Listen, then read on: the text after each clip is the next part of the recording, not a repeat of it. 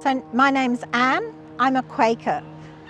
Integrity is my prime motivation for being a Quaker.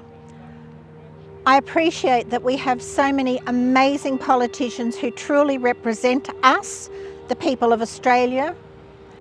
Unfortunately, that's not true of all our politicians. And I feel very strongly that it's time that our politicians represented us, the people who voted for them, rather than vested interests.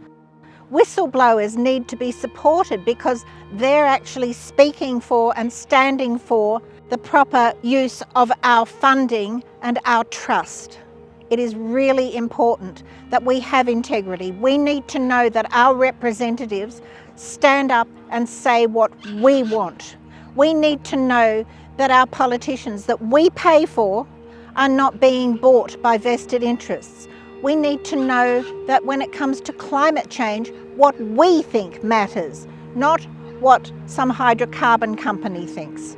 We are the people who will be living on this earth long after the hydrocarbon people have made their profits and disappeared. My name is Wies and I belong to the Quakers, the Religious Society of Friends. And we're here again now for the third time with our action to show integrity in public office.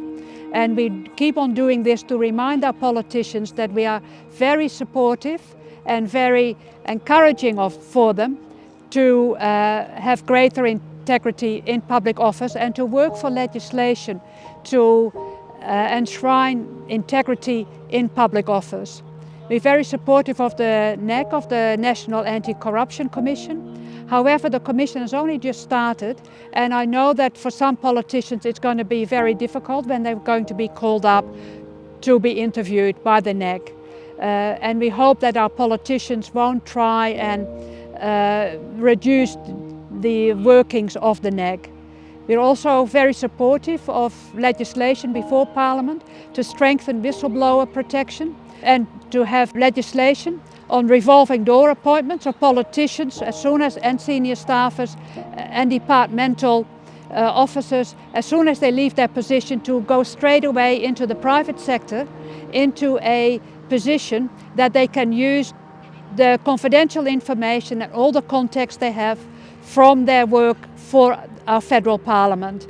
That revolving door appointments need to be much better regulated, and there need to be consequences when parliamentarians breach the regulations, as well as the real-time declaration of donations to political parties, donations during election campaigns, that we know where the money is actually coming from and to whom our politicians are indebted because of the large donations they have received from companies. We know companies donate to both sides of Parliament, so whoever is in Parliament, whichever party is in government, they are indebted to vested interests and they're less invested to the common good and to the environment. We know that a lot of politicians strongly support what we're doing and they work for integrity, but it's hard work and we want to encourage and support them to keep on working for integrity. I mean, I was aware of the influence of vested interests on politicians, but a particular politician who had to resign because of the citizenship issue a few years back actually made a speech in which he said, "It's been an honour to represent the mining industry." I was just gobsmacked and shocked and totally disgusted. Anyway, so he's now back in Parliament. I better not name him or his party, but I think you can maybe have a few educated guesses. I'm also aware that Woodside, the fossil fuel company, donates 110,000, I think it is, to each political party. And for that money, they do actually get access to the ministers they want to talk to.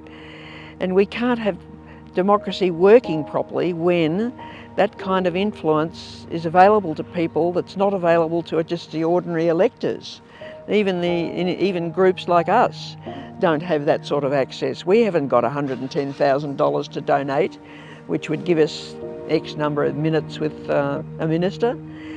And it's just, democracy just can't work when you've got that kind of power in the hands of vested interests. And I've heard that the halls are absolutely crawling with lobbyists who are paid big money by various interest groups. And they get access to politicians very readily in a way that the ordinary electors do not. And that is not the way democracy can work. Democracy is being subverted and tweaked in directions that are, well, harmful to us. Climate change is the classic example of that. 80% of the Australian population is aware of it, and to various degrees of understanding about just how urgent and severe the problem is. And we're not hearing 80% of our politicians demanding urgent action. I think if we had enemy battleships on the horizon, we'd suddenly get a state of war declared, which we're in at the moment with the climate. It's a state of war. The battleships are on the horizon. We can see them. They're even closer than that.